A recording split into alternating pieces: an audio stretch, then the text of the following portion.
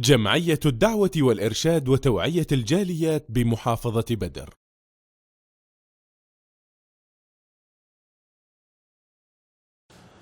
আসসালামু আলাইকুম ওরহমতুল্লাহি ওবারাকাত।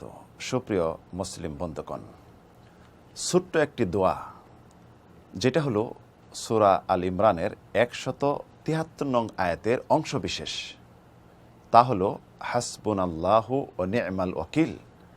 অর্থাৎ মহান রব্বুল আলামিন আমাদের জন্য যথেষ্ট, সব কিছু থেকে যথেষ্ট, এবং তিনি উত্তম কর্মবিধায়ক, উত্তম জিম্মাদার। দোয়াটি খুবই ছোট, কিন্তু এর মূল্য এত বেশি যেটি আপনি ধারণাও করতে পারবেন না।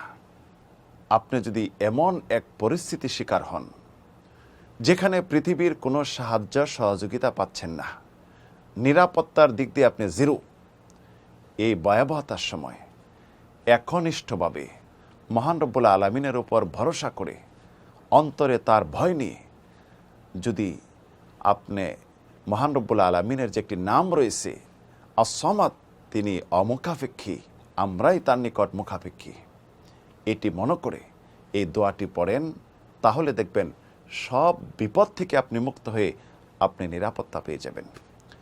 ইব্রাহিম আলাইহিস সালাতু ওয়াস সালামকে যখন নমরুদ আগুনে নিক্ষেপ করবে, এই পর্যায়ে বাঁচার কোনো উপায় নেই, কোনো সাহায্য সহযোগিতা পাচ্ছেন না কোথাও থেকে, একলা কি করবে এই সময়?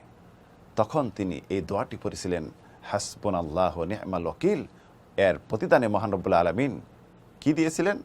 ইয়া নারু কুনি বারদাও ওয়া সালামান আলা ইব্রাহিম, হে আগুন, তুমি ইব্রাহিমের জন্য ঠান্ডা এবং শান্তিদায়ক হয়ে যাও।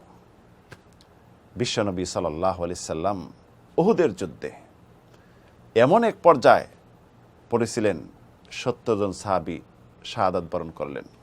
তার মাঝে তার চাচা আমির হামজা, সাইয়্যিদুশ শুহাদা, শহীদদের সর্দার নামে খ্যাত, তাকে শুধু শহীদ করে রেখে দেয়নি কাফেররা, তার পেট বুক চিরে কলিজা বাইরে নিক্ষেপ করেছে এবং কলিজা চিবিয়েছে হিংসা বিদ্বেষে।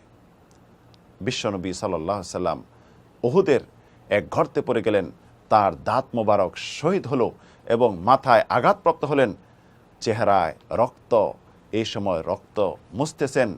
এই মুহূর্তে মুশরিকদের এক ভাড়া করা ব্যক্তি এসে সংবাদ দিল সাহাবীদেরকে, মক্কা থেকে এক সৈন্যদল আসতেছে তোমার বিরুদ্ধে, তারা সমবেত হয়েছে, তোমাদেরকে আক্রমণ করব, তোমরা ভয় পাও। রাসূল সাল্লাল্লাহু আলাইহি সাল্লাম তখন সারিবদ্ধ হয়ে বললেন, হাসবুনাল্লাহু ওয়া নি'মাল ওয়াকিল। আল্লাহ রাব্বুল আলামিনের প্রতিদানে কি দিলেন? ফানকালাবু বিনি'মাতিন মিনাল্লাহি ফাদলিন লাম ইয়ামসাসহুম সু ওয়াত্তাবাউ রিদওয়ানাল্লাহ।